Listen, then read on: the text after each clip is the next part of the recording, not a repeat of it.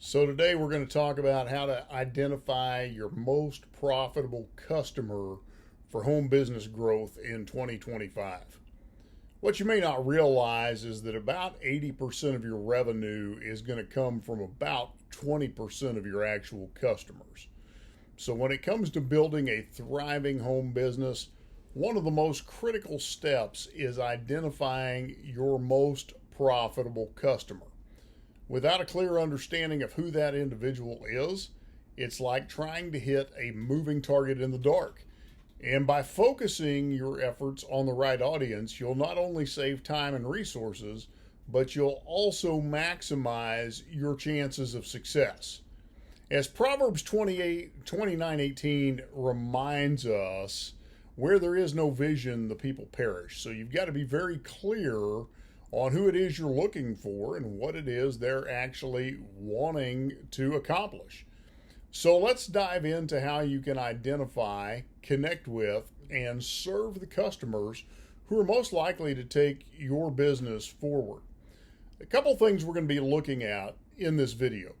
Number one is understanding your customer and how that is the foundation of a successful home business. We're going to talk about how a detailed customer avatar helps you target your marketing effectively. We'll look at aligning your offers with customer needs and how that increases trust and conversions. And we'll also talk about tailoring your marketing strategies to create long-term business growth. You see, knowing your customer is crucial. Not just everybody out there is the ideal fit for your business. In fact, the phrase, if you market to everyone, you market to no one, is especially true in the home business world. And so having a clear picture of your ideal customer will allow you to craft messages that resonate deeply. It's going to help you develop products or services that are tailored to their needs. It's going to help you build trust and long-term relationships. And it's going to help you increase sales and reduce wasted marketing efforts. You see, when I first started in marketing, I thought casting a wide net was actually the best approach. And it wasn't until I started defining my specific customer avatars that I actually saw my efforts yield meaningful results. This principle is going to apply whether you're selling products, offering services, or leading ministry efforts. You've got to be very clear on who it is you're trying to reach. And so when we talk about the customer avatar, you need to have a clear-cut path in defining that avatar. So I'm going to give you a roadmap here to help you succeed in this process. Because the customer avatar is a detailed profile of your ideal customer. And so this goes beyond surface demographics to truly uncovering the motivations, the challenges, the desires that drive purchasing decisions. And so let's get started with this process. Number one, you want to start with demographics. And there's some questions that you're going to want to answer, and these are foundational questions. What age? And what's the age group that your ideal customer is going to fall into? And gender. Are they predominantly male or female? Are they evenly distributed between the two? How about location? Where do they live? Are they local? Are they national? If international? And if they're international, what countries do they live in? How about occupation? What type of work do they do? And what income level do they fall into? And how about family status? Are they single? Are they married? Are they parents with children at home? For example, Brad, my ideal customer for one of my business lines, is a 45-year-old married father of three. He's a mid-level corporate manager who dreams of financial independence and more family time. He's my ideal prospect. Secondarily, once we know the demographics, we want to understand their pain points because we're going to spend a lot of time talking about those pain points in our marketing. So we want to look at the challenges that they're facing. What keeps them awake at night? What's stopping them from achieving their goals? What frustrations do they have in their current situations? And by identifying these pain points, what you're going to do is position yourself as the solution provider for their problems. Once you've exposed those pain points, you have to uncover their desires. And so, what does your ideal customer truly want? What is it they're looking for? And this is where you're going to make that emotional connection with that customer. Do they want more financial freedom? Are they seeking better work-life balance? Do they dream of building a legacy for their family? You see, when you align your offer with their desires, it creates an irresistible appeal that speaks directly to their aspirations. And then you want to observe their behavior. Where does your ideal customer spend their time? Answering this will help you meet them right where they are. One of the things you want to look at is their online habits. Are they active on social media? And if they are, what platforms are they most active on?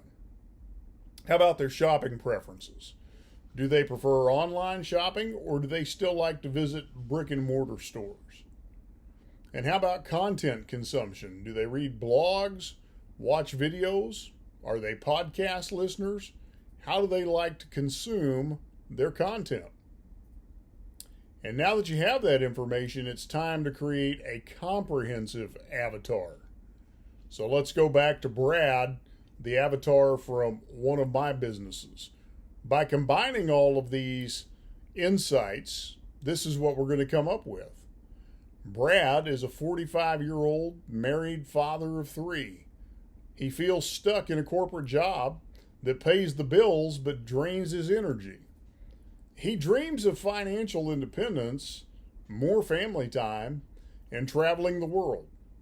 He spends time on LinkedIn, YouTube, and Facebook searching for side hustle ideas and personal development resources.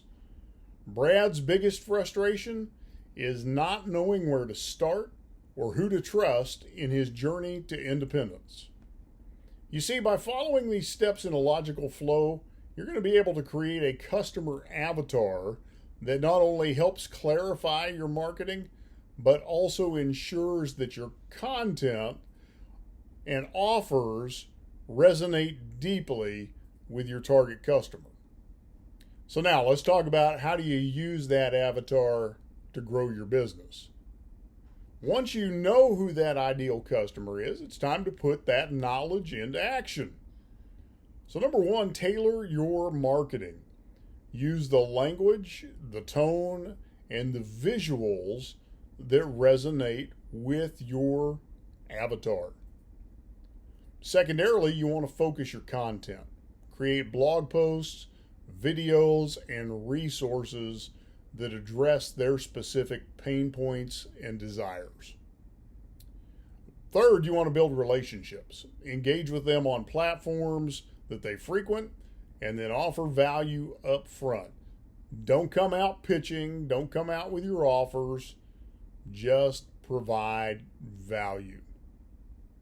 And then finally, refine your offer.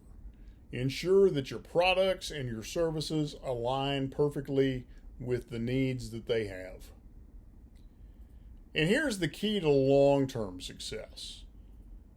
Building a profitable home business isn't just about making the sale. And that's the mistake a lot of home-based business owners make. It's about creating a lasting connection, a lasting relationship with your customers. And so by investing the time to understand who they are and what they want and how you can help them, you are setting the foundation for sustainable growth. You have to remember, success doesn't come from trying to appeal to everyone. It comes from focusing your energy on the few who will benefit the most from what you have to offer. So now, let's kind of go back through this and answer a couple of common questions.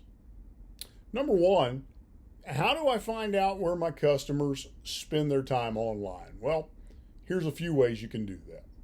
You can conduct surveys, you can engage with existing customers, or you can use analytics tools to track behavior on social media and websites.